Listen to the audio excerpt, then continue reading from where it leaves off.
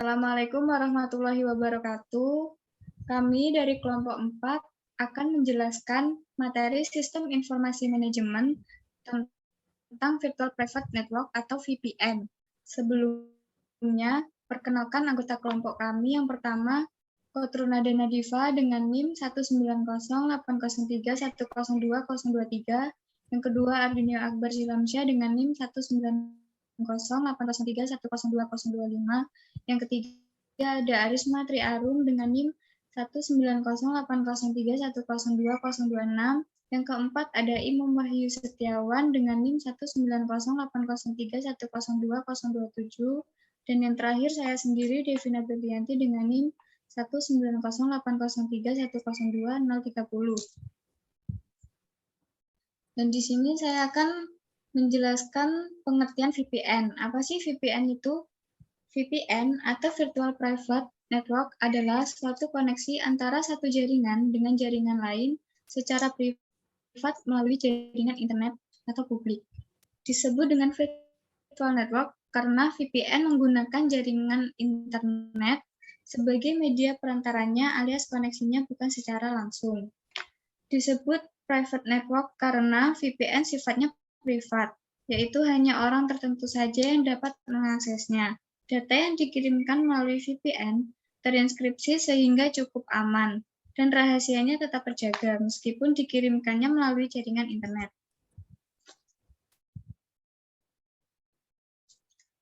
Selanjutnya ada cara kerja VPN. Yang pertama, VPN membutuhkan sebuah server yang berfungsi sebagai penghubung antar PC. Server VPN ini bisa berupa komputer dengan aplikasi VPN, server atau sebuah router misalnya Mikrotik RB750. Yang kedua, untuk memulai sebuah koneksi, komputer dengan aplikasi VPN client mengontak server VPN. VPN server kemudian memverifikasi username dan password, dan apabila berhasil IP address baru pada komputer client, dan selanjutnya sebuah koneksi atau tunnel akan terbentuk. Yang tiga, komputer client bisa digunakan untuk mengakses berbagai resource komputer LAN yang berada di belakang VPN server, misalnya melakukan transfer data, print dokumen, browsing dengan gateway yang diberikan dari VPN server, melakukan remote desktop, dan lain sebagainya. Dan selanjutnya akan dijelaskan oleh rekan saya. Berikutnya saya akan menjelaskan tentang tipe-tipe dan jenis VPN. Yang pertama adalah tipe-tipe VPN. Berikut ini terdapat beberapa tipe VPN yang terdiri dari, yang pertama itu set-to-set VPN. Nah, tipe VPN ini membuat jalur aman dan tetap antara set dengan set. Misalnya antara kantor pusat dengan kantor cabang lewat internet. Baik kantor pusat maupun kantor cabang harus memiliki peralatan-peralatan Cisco VPN untuk membina jalur VPN yang dibutuhkan. Berbicara tentang Cisco VPN, peralatan Cisco VPN yang diperlukan di kantor pusat berupa Cisco VPN konsentrator untuk perusahaan-perusahaan besar. Sedangkan untuk perusahaan kecil menggunakan Cisco ASA Firewall yang mendukung fasilitas VPN. Jika ditinjau dari segi kendali atau administrasi kontrol, secara umum set-to-set VPN dapat dibagi menjadi dua, yaitu intranet dan extranet. Intranet itu manakala VPN hanya digunakan untuk menghubungkan beberapa lokasi yang masih satu instansi atau satu perusahaan. Sedangkan extranet itu digunakan untuk menghubungkan beberapa instansi atau perusahaan yang berbeda, namun di antara mereka memiliki hubungan dekat. Dengan kata lain, administrasi kontrol berada pada bawah kendali beberapa instansi terkait. Terus yang jenis tipe yang kedua adalah remote user VPN. Tipe VPN ini memungkinkan koneksi dari jauh oleh remote user. Misalnya pegawai yang sedang bertugas di luar negeri untuk dapat akses ke LAN di kantor pusat menggunakan jaringan internet. Hal ini terutama sangat berguna untuk dapat menerima email yang tersedia di LAN kantor pusat. Di kantor pusat ditempatkan peralatan Cisco VPN server atau gateway. Pada komputer pemakai diinstalasikan software Cisco System VPN Client, karena komputer pemakai hanya memerlukan software Cisco System VPN Client saja. maka biaya sangat murah dibandingkan jika setiap pemakai harus memiliki peralatan Cisco VPN. Karena software Cisco VPN, klien ini umumnya diberikan secara gratis. Terus yang kedua itu ada jenis-jenis VPN. Nah, jenis VPN ini ada banyak. Yang pertama itu ada VPN PPTP, singkatan dari point to point tunneling atau protokol kanalisasi titik ke titik.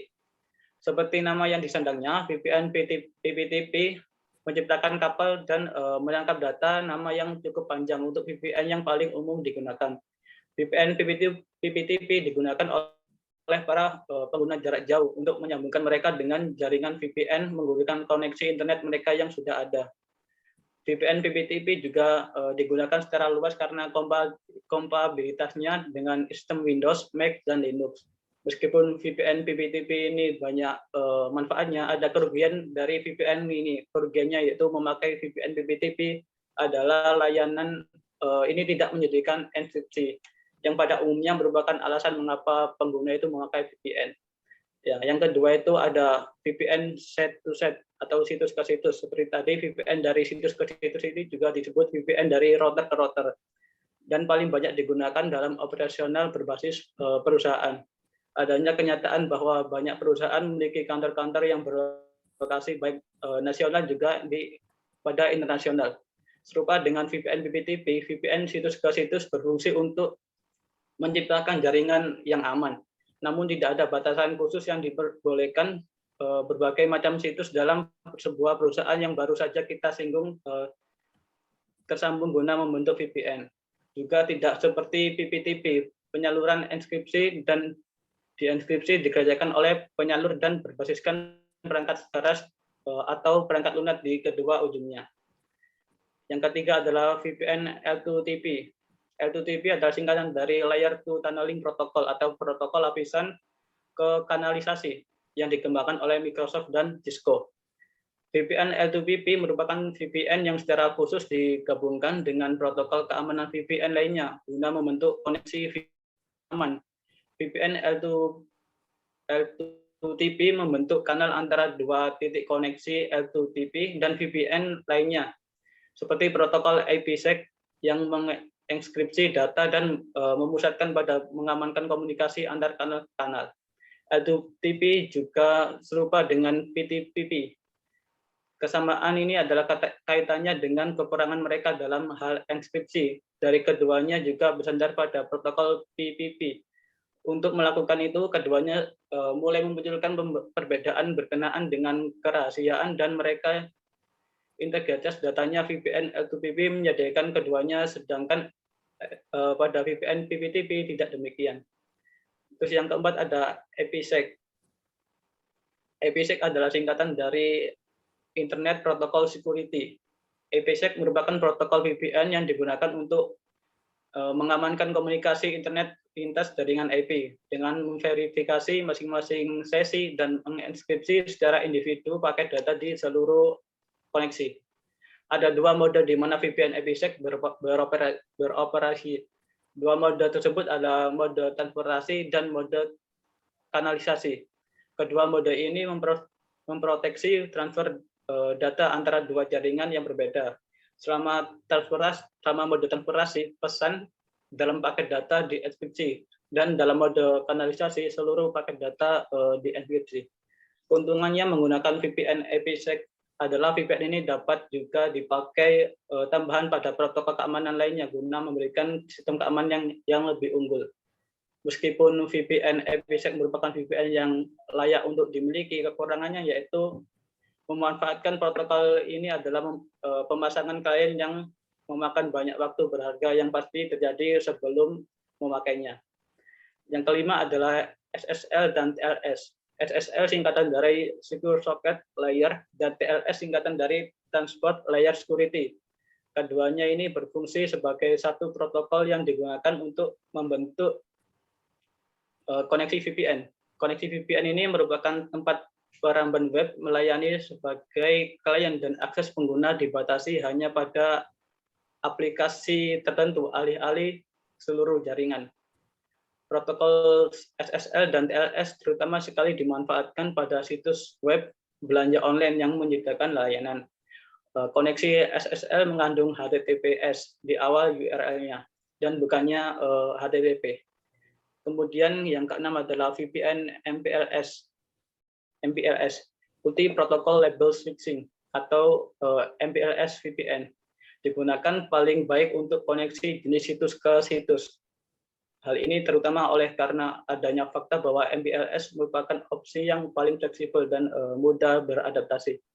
MPLS merupakan sebuah sumber berbasis standar yang digunakan untuk mempercepat distribusi paket jaringan melalui banyak protokol. VPN MPLS merupakan sistem VPN diselaraskan dengan ISP. VPN ini juga tidak mudah untuk dimodifikasi, maka dari itu VPN MPLS umumnya lebih cenderung mahal. Terus yang ketujuh atau yang terakhir adalah VPN hybrid. VPN hybrid merupakan VPN yang berbasis gabungan dari MPLS dan IPsec. Meskipun kedua jenis VPN ini dipakai secara terpisah pada situs yang berbeda, namun masih memungkinkan untuk memakainya kedua pada situs yang sama. Hal ini akan dilakukan dengan maksud untuk memakai VPN IPsec sebagai cadangan untuk VPN MPLS. VPN IPsec adalah VPN yang memerlukan beberapa jenis peralatan pada sisi pelanggan seperti yang sudah saya singgung tadi. Kemudian VPN hybrid dimanfaatkan oleh perusahaan-perusahaan terutama sebab menggunakan MPLS untuk situs mereka bukanlah pilihan yang paling cocok untuk situs mereka. Ada sejumlah besar keunggulan yang dimiliki MPLS di atas koneksi internet publik. Namun biayanya itu sangat tinggi. Oleh karena itu memakai VPN hybrid memungkinkan Anda untuk mengakses situs pusat lewat situs jauh. Secara keseluruhan VPN hybrid agak mahal namun menawarkan fleksibilitas yang lebih besar dibandingkan dengan tipe-tipe yang lainnya. Oke, untuk selanjutnya bisa dijelaskan oleh rekan saya. Kelebihan dan kekurangan dari VPN. Nah, kelebihan sendiri ada 5. Yang pertama itu remote access, dari akses komputer atau jaringan kantor dari mana saja selama terhubung ke internet. 2, keamanan. Dengan koneksi VPN, kita bisa berselancar dengan aman ketika menggunakan akses internet publik seperti hotspot atau internet cafe. Dan yang ketiga, menghemat biaya setup jaringan. VPN dapat digunakan sebagai teknologi alternatif untuk menghubungkan jaringan lokal yang luas dengan biaya yang relatif kecil. Karena transmisi data teknologi VPN menggunakan media jaringan publik yang sudah ada tanpa perlu membangun jaringan pribadi. Dan yang keempat, kemampuan membentuk jaringan LAN yang tidak dibatasi tempat dan waktu. Karena koneksitasnya dilakukan via internet. Koneksi internet apapun dapat digunakan seperti dial-up, ADSL, kabel modern, Wi-Fi, 3G, CDMA, net, GPRS, dan sistem VPN ini paling tepat digunakan untuk penggunaan suatu database terpusat untuk mengkomunikasikan antara server dan klien via internet seperti aplikasi perdagangan. Dan yang kelima, tidak ada ketergantungan terhadap keharusan memiliki IP publik yang berharga mahal. Cukup menggunakan IP dinamik saja, dengan kata lain, asal PC, Anda bisa berinternet dan sebagainya. Kekurangan VPN. Kekurangan di sini ada 4. Yang pertama, koneksi internet atau jaringan publik yang tidak bisa kita prediksi. Hal ini dapat kita maklumi karena pada dasarnya kita hanya numpang atau nebeng koneksi pada jaringan pihak lain sehingga otomatis kita tidak mempunyai kontrol terhadap jaringan tersebut. Yang kedua, perhatian lebih terhadap keamanan. Lagi-lagi karena faktor penggunaan jaringan publik, maka kita perlu memberikan perhatian yang lebih untuk mencegah terjadinya hal-hal yang tidak diinginkan seperti penyadapan, hacking, dan tindakan cybercrime pada jaringan VPN. Yang ketiga, tidak ada kendali utama pengguna. Dan yang terakhir, perangkat tidak sesuai.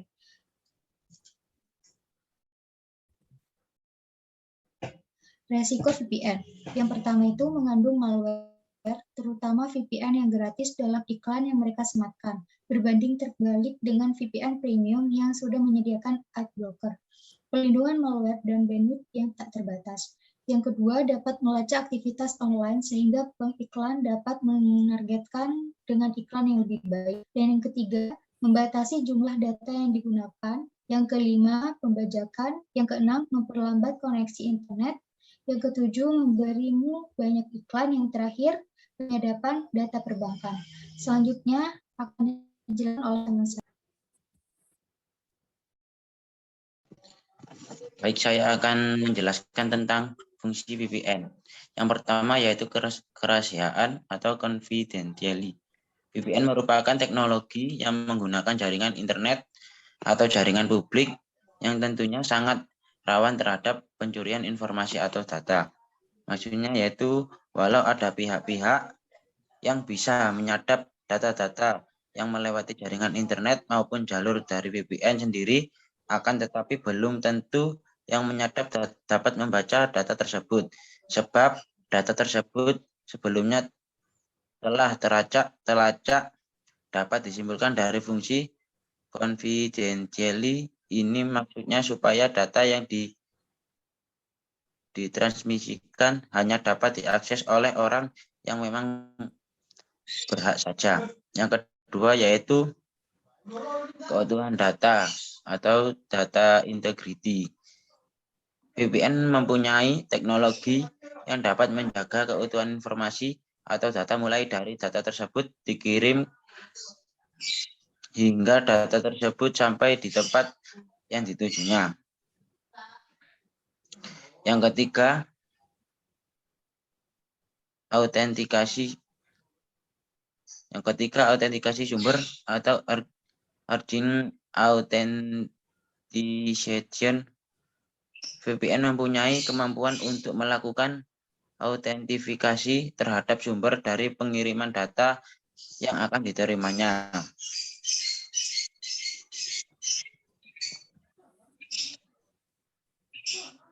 Ya. Manfaat VPN.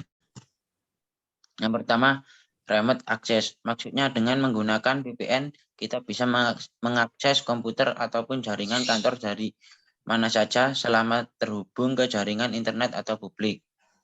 Yang kedua, dengan menggunakan koneksi VPN, bisa browsing, searching dengan aman saat mengakses dunia maya atau jaringan internet publik, misalnya seperti hotspot atau internet yang ada di kafe-kafe.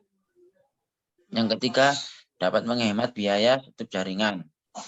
VPN juga dapat dipakai sebagai cara alternatif untuk menghubungkan jaringan lokal yang cukup luas dengan biaya yang lebih rendah karena transmisi. Data yang digunakan pada VPN memakai media jaringan internet atau jaringan publik yang sebelumnya telah ada tanpa perlu berbangun dengan jaringan. Selanjutnya. Oke, di sini saya akan menunjukkan presentasi dari teman saya. Di sini saya menjelaskan mengenai sistem keamanan VPN.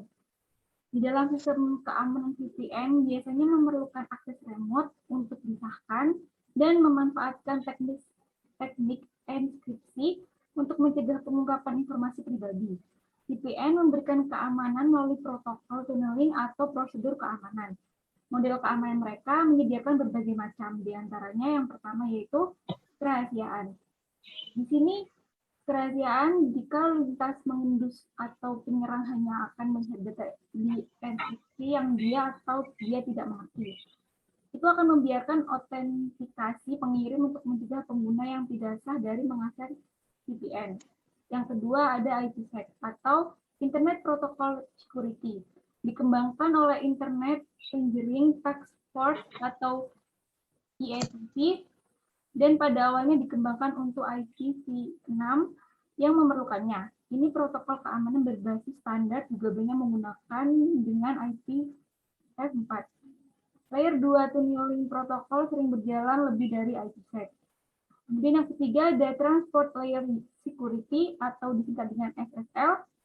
Dapat terowongan lalu lintas seluruh jaringan itu seperti halnya dalam proyek OpenVPN atau mengamankan koneksi individu. Sejumlah vendor menyediakan akses remote VPN kemampuan melalui SSL. Kemudian ada Datagram Transport Layer Security atau disingkat dengan DTLS, digunakan dalam Cisco VPN and Connect untuk memecahkan masalah SSL. Kemudian ada microscope point-to-point encryption atau disingkat dengan MPPE. Bekerja dengan protokol point-to-point tunneling dan implementasi kompatibel beberapa pada platform lainnya. Selanjutnya ada microscope aman protokol socket tunneling atau disingkat dengan SSTP. Diperkenalkan pada Windows Server 2008 dan Windows Vista Service Pack 1. Kemudian ada MTVPN atau jalur jaringan multi virtual private. Terus ada Secure Shell atau SSH, menawarkan VPN tunneling berbeda dari port forwarding untuk mengamankan koneksi remote ke jaringan atau antar network link. Kemudian yang terakhir ada autentikasi. Di sini endpoint terowongan harus mengontentikasi sebelum aman VPN terowongan dapat dibentuk. Itu tadi merupakan informasi mengenai VPN sendiri atau biasa disebut dengan Virtual Private Network. Semoga informasi yang kami sampaikan dapat dipahami. Sekian dari kelompok 4. Wassalamualaikum warahmatullahi wabarakatuh.